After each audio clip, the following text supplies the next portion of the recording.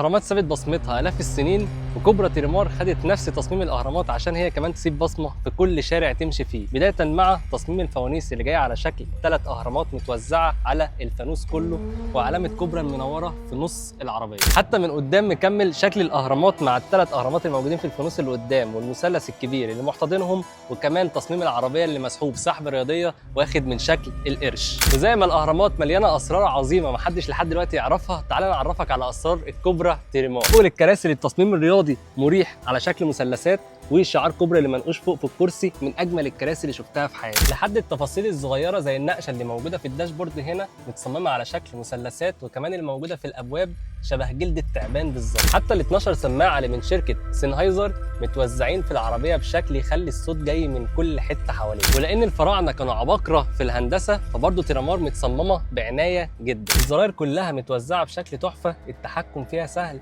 حتى التحكم في الزراير اللي فوق كلها تاتش. والاضاءه اللي موجوده في العربيه هنا مش للشكل بس، دي بتتفاعل مع الاشاره كانها بتتنفس بالظبط. زي ما الاهرامات اتميزت بالفن والهندسه، كوبرا تيرمار اتميزت بالفن والجمال والقوه والراحه والتكنولوجيا.